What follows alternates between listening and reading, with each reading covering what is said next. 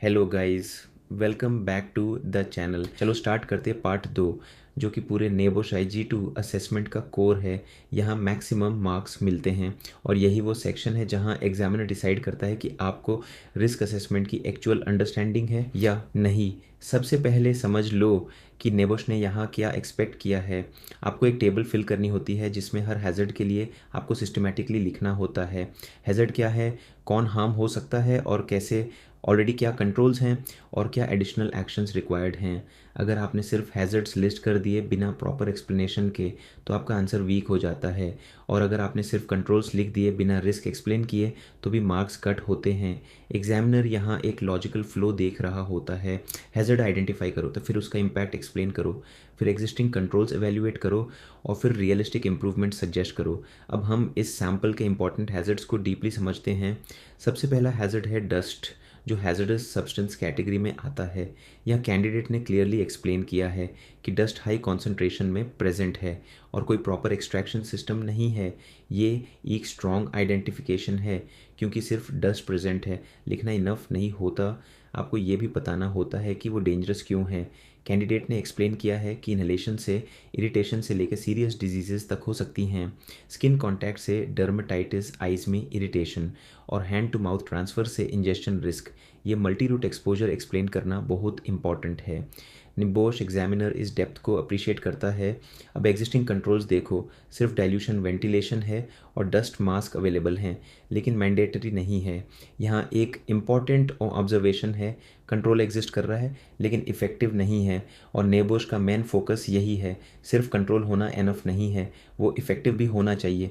अब additional controls में candidate ने इंजीनियरिंग कंट्रोल सजेस्ट किए, जैसे एनक्लोजर, लोकल एग्जॉस्ट वेंटिलेशन और ऑन टूल एक्सट्रैक्शन। ये हियरार्की ऑफ कंट्रोल का परफेक्ट यूज़ है। पहले इंजीनियरिंग कंट्रोल्स फिर PPE। अगर आप डायरेक्ट PPE से स्टार्ट करते हो तो आंसर वीक हो जाता है। अब सेकंड मेजर हैज़र्ड है फॉलिंग व्हीकल्स या कंपोनेंट्स। यहाँ रिस्क कैटास्ट्रोफिक है, क्योंकि फेलियर होने पर डेथ तक हो सकती है।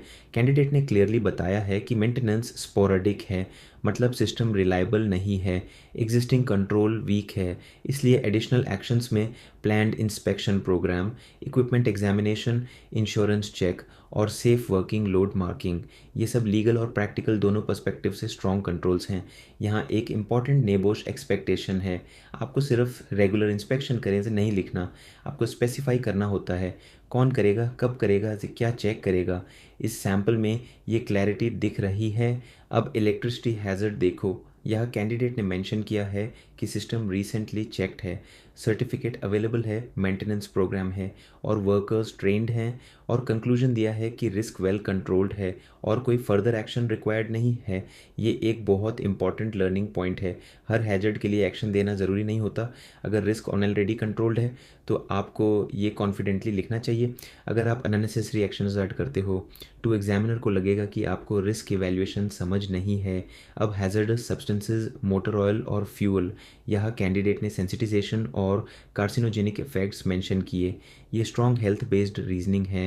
एग्जिस्टिंग कंट्रोल्स में ओवरऑल्स स्पिल किट और वेस्ट डिस्पोजल सिस्टम है, लेकिन एडिशनल कंट्रोल्स में हाइजीन ट्रेनिंग, ग्लव्स, मॉनिटरिंग और डिस्पोजल सिस्टम ऐड किया गया है। यह एक इम्पॉर्टेंट पॉइंट है, कैंडिडेट ने बिहेवियर कंट्रोल भी इंक्लूड किया है। सिर्फ इक्विपमेंट नहीं बल्कि वर्कर हैबिट्स भी इम्प्रूव करने की बात की है। नेबोश में ये होलिस्टिक अप्रोच हाई मार्क्स दिलाता है। अब व्हीकल मूवमेंट हैज़र्ड देखो, यहाँ कोलिजन रिस्क है जो फेटल हो सकता है। एग्जिस्टिंग कंट्रोल स्ट्रॉन्ग हैं, जैसे walkways, barriers, speed limit, lighting, लेकिन कैंडिडेट ने एक प्रैक्टिकल इम्प्रूवमेंट दिया। व्हीकल मूवमेंट के लिए 2 लोग यूज़ करना, एक पुश करे और एक स्टीयरिंग कंट्रोल करे। ये सिंपल लेकिन इफ़ेक्टिव कंट्रोल है। एग्जामिनर को ऐसे रियलिस्टिक सॉल्यूशंस पसंद आते हैं। अब नॉइज़ हैज़र्ड, यहाँ कैंडिडेट ने एक्सपोजर लेवल इनडायरेक्टली एक्सप्लेन किया है और बताया है कि PPE अवेलेबल है लेकिन असेसमेंट आउटडेटेड है, इसलिए एडिशनल कंट्रोल्स में नॉइज़ सर्वे, मॉनिटरिंग और हेल्थ सर्विलांस। यह एक इम्पॉर्टेंट कॉन्सेप्ट है। अगर आप मेजरमेंट नहीं करते तो आप रिस्क प्रॉपरली मैनेज नहीं कर सकते, इसलिए मॉनिटरिंग बहुत इंपॉर्टेंट है।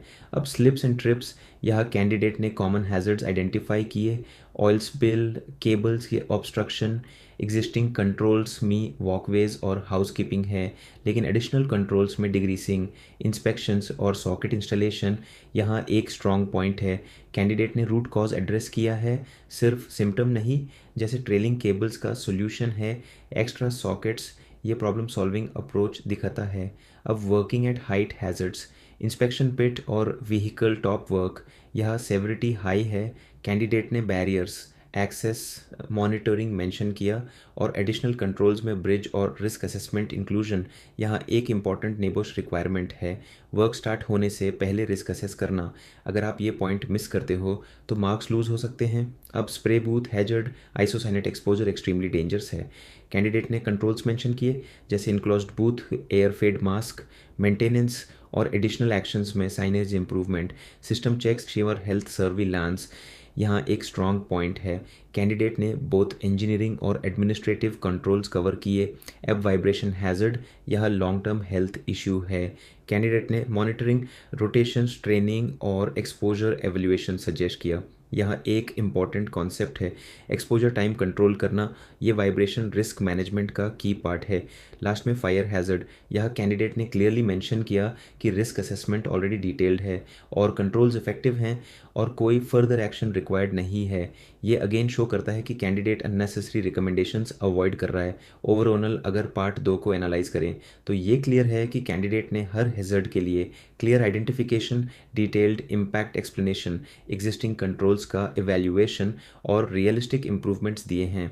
ये हाई वो स्ट्रक्चर है जो नेबोश एग्जामिनर एक्सपेक्ट करता है।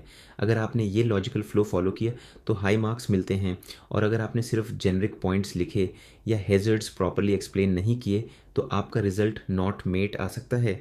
इसलिए पार्ट 2 को कभी लाइटली मत लो, ये पूरे असेसमेंट का बैकबोन है।